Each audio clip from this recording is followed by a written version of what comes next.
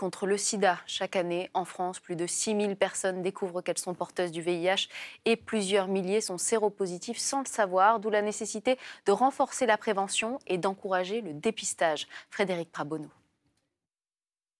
Derrière la baie des Anges et la célèbre promenade des Anglais, une réalité niçoise moins connue.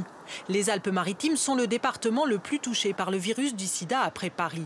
Mais Nice s'est fixé un objectif ambitieux pour 2030. 0 contamination sur notre territoire. Et les premiers résultats sont encourageants. Le nombre de découvertes de séropositivité a diminué de 40% depuis 2015. Premiers concernés par cette baisse, les hommes ayant des relations sexuelles avec d'autres hommes. Valérie Vilquin revient d'une semaine de vacances. Il ne s'est pas toujours protégé, mais ne craint pas le résultat de son test VIH. Car Valérie est un prépeur.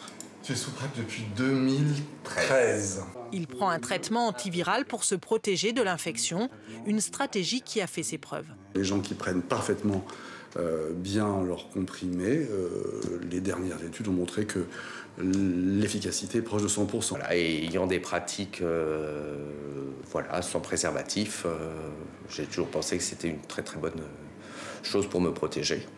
La PrEP ne protège pas des autres infections sexuellement transmissibles. Le médecin fait donc des dépistages réguliers des IST.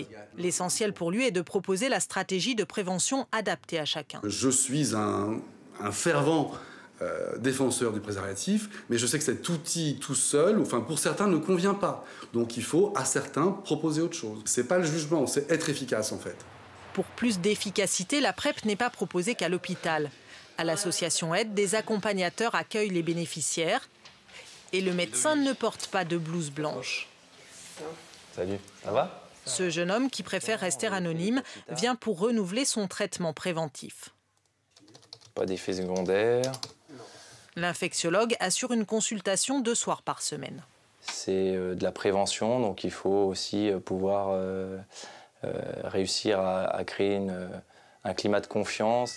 Autre point clé pour réduire les contaminations, le dépistage. Nice a été choisi comme ville pilote avec Paris pour lancer des tests dans les laboratoires. Le patient peut se présenter au laboratoire directement, sans ordonnance. Pour bénéficier du dispositif, il doit être assuré social. Et là, c'est gratuit. Et là, c'est gratuit.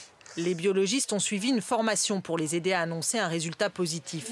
Ils peuvent aussi appeler un numéro spécifique à l'hôpital de Nice. Une navigatrice peut alors les mettre en contact avec un médecin ou obtenir un rendez-vous rapidement. On voulait faire en sorte que ces patients ne restent pas dans la nature, nos patients n'attendent pas trop longtemps avant d'être vus par un spécialiste. On sait maintenant qu'une fois le diagnostic est fait, on va mettre le patient très rapidement sous un traitement antirétroviral qui est simple, bien toléré. Et on sait qu'au bout de quelques mois, cette personne-là ne va plus transmettre le virus. Efficace donc pour interrompre la transmission du VIH, à condition que le diagnostic soit rapide. Mais en France, même à Nice, le dépistage reste insuffisant.